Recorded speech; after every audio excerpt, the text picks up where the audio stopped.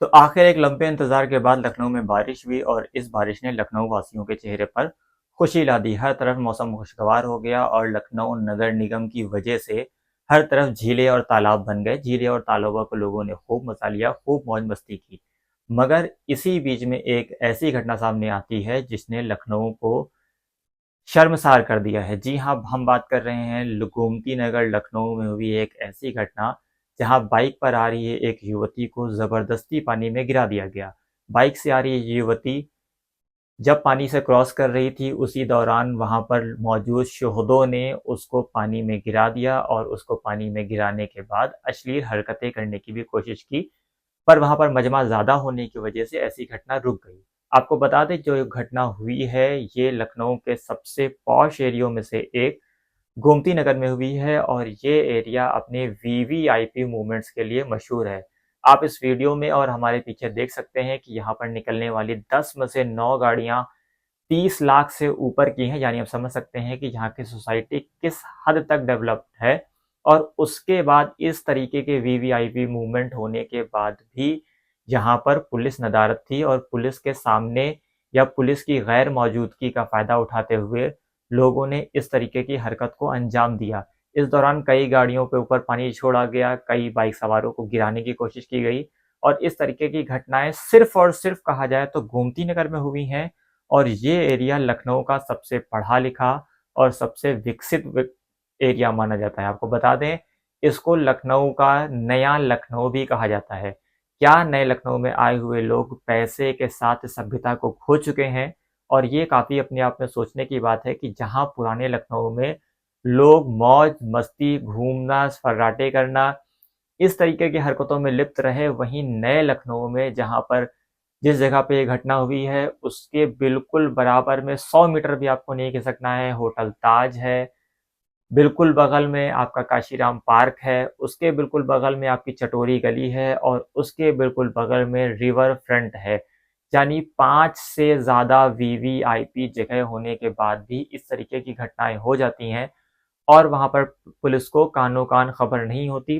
Video के release होने के बाद, वीडियो के फेसबुक पर और यूट्यूब पर अपलोड होने के बाद तरह तरह की न्यूज़ आने लगी, जिस पर उसके बाद प्रशासन ने वहां पर पुलिसकर्मियों को तैनात करके लोगों को भगाने का प्रयास किया है। पर ये अपने आप में काफी सोचने वाली बात है कि नया लखनऊ क्या सभ्यता के मामले में पुराने लखनऊ से पिछड़ रहा है।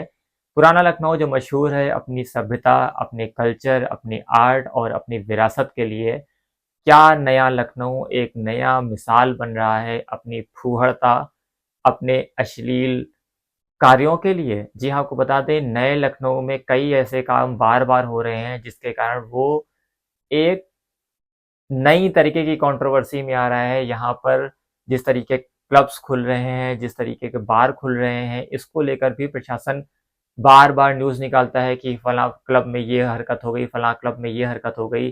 तो क्या जो लखनऊ वासी कहते हैं कि पुराने लखनऊ के लोगों का खास तौर से ये कहना है कि बाहर के लोगों के ने आकर हमारे लखनऊ की विरासत को ख़त्म कर दिया है, तो क्या उनका कहना सही है?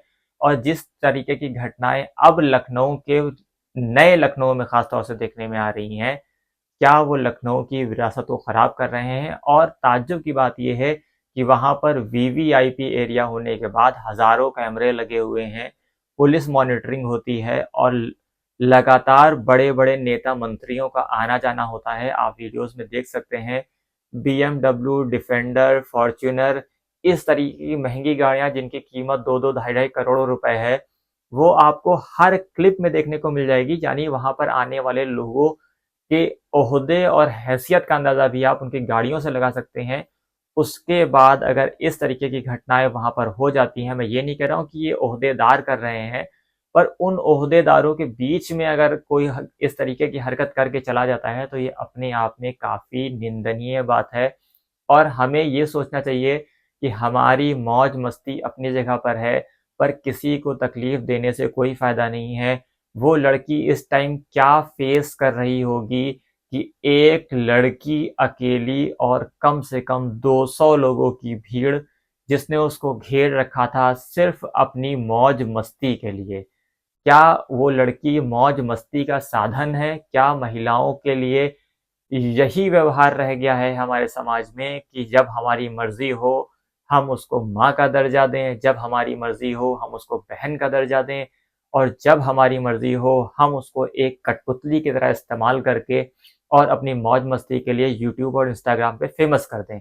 अगर ये घटना हुई भी थी कुछ शोहदाओं के द्वारा, तो आस पड़ोस के लोगों को, जो वहां पर और लोग थे, उनको उसे रोकना चाहिए था। ना केवल उसको रोका नहीं गया, साथ ही साथ इस वीडियो को सर्कुलेट किया गया, जिसके कारण अभी वो नवयुवती किस मेंटल टॉर्चर से गुजर रही होगी, इसका अंदाजा लगाना काफी ज्यादा मुश्किल है। इस तरीके की घटनाओं को जहां तक हो सके रिपोर्ट करें और शेयर या कमेंट ना करें, क्योंकि इस तरीके की घटनाएं ज़्यादा वायरल होती हैं और उससे किसी का जीवन बर्बाद भी हो सकता है। धन्यवाद।